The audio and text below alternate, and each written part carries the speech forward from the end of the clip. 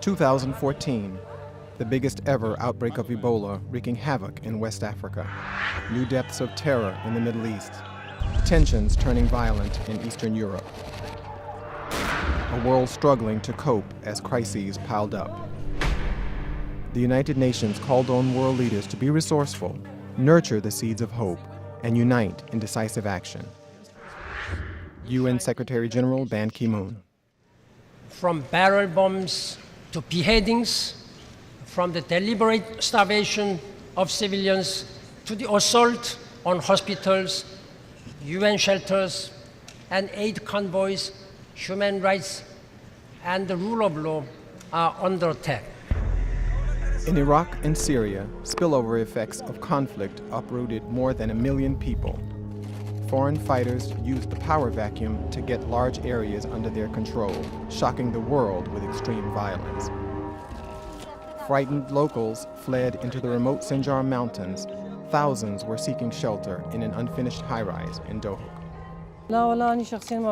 I am lucky my family wasn't killed, but close friends of mine lost their families. Whole families gone, killed, exterminated. UN aid agencies started huge operations to airlift supplies to remote and dangerous areas. More funding is needed to prepare the camps for a harsh winter. In September, world leaders in the Security Council united to adopt a historic resolution to fight this new form of terrorism on all levels. Security Council President Barack Obama. Nations are required to prevent and suppress the recruiting, organizing, transporting, or equipping of foreign terrorist fighters, as well as the financing of their travel or activities. The elimination of Syria's chemical weapons program showed what can happen when the Security Council is united in its determination. The most critical chemicals were neutralized on board of a ship. This deal was brokered by the US and Russia and overseen by the Organization for the Prohibition of Chemical Weapons and the UN. Special Coordinator Sigrid Kaag. What is important, however, that all the materials are out of harm's way and that destruction can start as soon as possible aboard the US ship. Israeli-Palestinian violence flared up in the wake of the kidnapping and murder of 3 Israeli teenagers in June. Weeks of conflict and retaliation left more than 1,300 Palestinians and 60 Israelis dead. People in Gaza had no safe place to go. More than 100,000 Palestinians sought shelter in UN schools. 6 times UN schools were shelled. The only power plant was destroyed. Almost 500,000 people lost their homes. Ban Ki-moon visited Gaza to jumpstart the international reconstruction effort. Do we have to continue like this? Build, destroy, and build and destroy. We will build again, but this must be the last time to rebuild. This must stop now. They must go back to negotiating table. In Ukraine, an internal political crisis transcended into violent clashes in parts of the country, reaching full-scale conflict in the east. Conditions deteriorated, with serious consequences for the country's unity and stability. Despite a ceasefire agreement, the situation remains extremely fragile. In July, a Malaysian Airlines plane broke apart over Ukraine due to penetration by a large number of high-energy objects from outside the aircraft, killing almost 300 people from 9 countries. The UN Security Council urged to speed up the investigation and prevent similar tragedies from happening again. In the Central African Republic, sectarian violence and reprisal killings between Christians and Muslims left the country fractured and traumatized. People marched with machetes through the capital, sending thousands to flee and hide in the bush. The UN mission's call for voluntary disarmament saw only low turnout. Cash for Work programs try to promote cooperation between the factions. In a tense security situation, 2 million people still need humanitarian aid. 20 years after the genocide in Rwanda, the UN charts a new approach, putting people first by giving their human rights priority so that the world would not have to say again, never again. The Human Rights Up Front initiative aims to place human rights at the center of all efforts in the field. Since genocide takes a careful planning, we must be vigilant for the early warning signs of human rights violations that lead to wider conflict and mass atrocities. In South Sudan, the need for early action against human rights violations led to providing shelter for nearly 100,000 people at the UN bases. The logistical challenges were tremendous, especially during the rainy season. Peacekeeping clinics even had to deal with delivering babies. Security Council members traveled to South Sudan to urge the local leadership to engage in reconciliation, and left disappointed. U.S. Ambassador Samantha Power. Cessation of hostilities agreements have been agreed to, pieces of paper have been signed, but you know better than I do that the fighting continues, violations of the cessation of hostilities happen every day, people are still dying. In 2014, the world counted more than 50 million refugees, the highest number since the end of World War II, a population that would make up the 26th largest country on Earth.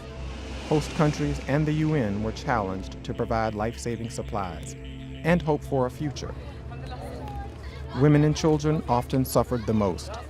Malala Yousafzai, who later won the Nobel Peace Prize, visited Zartari camp in Jordan to promote more accessible education for all children. All have a dream. Some wants to become a doctor, some wants to become engineers, and some wants to become journalists.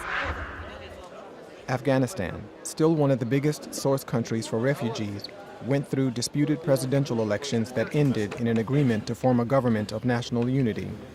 Even with a fragile peace, conditions for civilians and peacekeepers alike remained dangerous. 4 UN colleagues were killed when the Taliban attacked a restaurant in Kabul.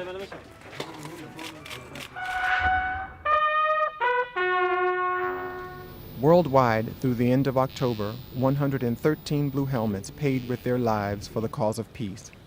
In Mali, a convoy hit a landmine. 4 peacekeepers died. 2 others were killed in a suicide attack. In Darfur, 3 peacekeepers were killed in a sudden attack while protecting a water borehole. Mourning in Guinea. When little Emile died, nobody imagined his village would become ground zero for the worst Ebola epidemic ever recorded. Spreading like wildfire, the disease turned Guinea, Sierra Leone, and Liberia upside down. By December, more than 6,000 people had died. The living were paralyzed in fear. Economy and health services had nearly collapsed. As treatment centers overflowed, the international community had to speed up its response. Margaret Chan, Director General of the World Health Organization. This is a social crisis, a humanitarian crisis, an economic crisis, and a threat to national security well beyond the outbreak zones. The Security Council urged speedy action to fight the epidemic. The UN's Ebola Emergency Response Mission was deployed within days. An unprecedented airlift operation has started to bring ambulances, field clinics, and medical supplies to the affected countries, as well as food to people who can't go to markets or to their fields. Clinical trials for 2 vaccines have started. It is a race against time. Anthony Banbury, head of the UN mission for Ebola emergency response. We haven't been able to put the elements of the response in place everywhere, and where it's lacking, we see the significant or very bad situation in many of these communities. That's got to be the focus of our efforts going forward, spreading out our geographic response. A sign of hope are survivors like Sa, who is now immune and joins the fight against Ebola in his community. International donor support remains strong, says David Nabarro, the Secretary General's Special Envoy on Ebola. The extraordinary thing about this is that the whole world is willing to have a quick and successful response to this outbreak. Meanwhile, the Earth is sitting on thin ice. 2014 may set a record as the hottest year ever. Ban Ki-moon traveled to Greenland to inspect the status of Arctic glaciers and called for action to curb global temperature rise. In New York, 400,000 people, including world leaders and celebrities, marched for a cleaner, greener future. There is no plan B because we do not have Planet B. At the UN Climate Summit, 120 world leaders joined forces with business, finance, and energy leaders and heard an urgent plea from Leonardo DiCaprio. We are seeing extreme weather events and the West Antarctic and Greenland ice sheets melting at unprecedented rates, decades ahead of scientific projections. None of this is rhetoric, and none of it is hysteria. It is fact. Kathy Jetnell Kajena from the Marshall Islands wrote a poem for her daughter. No one's drowning, baby. No one's moving. No one's losing their homeland. No one's becoming a climate change refugee. Or should I say, no one else. World leaders pledged action. French President François Hollande. C'est la conférence de Paris de 2015. It is the Paris Conference of 2015 that will make it possible to reach an ambitious global agreement so that we attain a carbon-neutral status, a greenhouse gas emission level that is compatible with absorption capacities for the globe. At the summit, over $200 billion of financial assets from the private sector were committed to move to greener investments.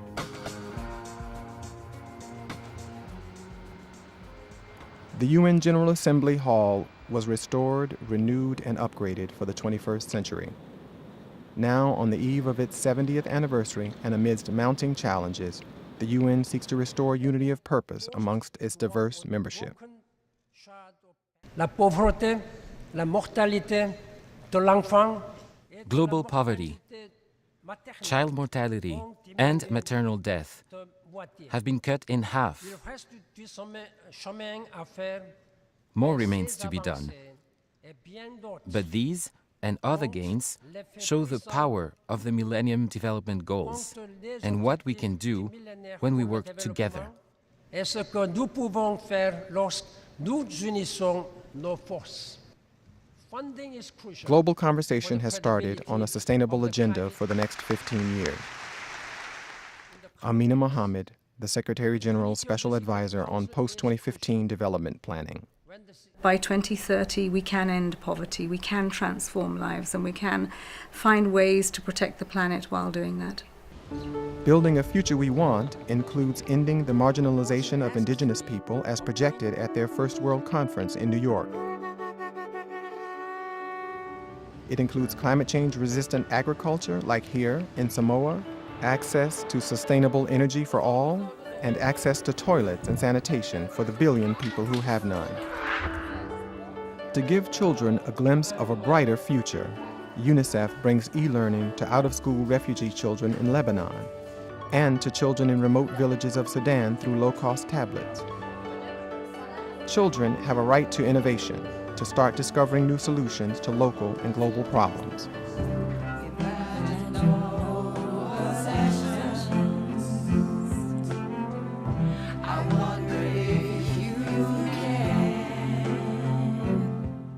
Celebrating the 25th anniversary of the Convention on the Rights of the Child, UNICEF reminded to imagine.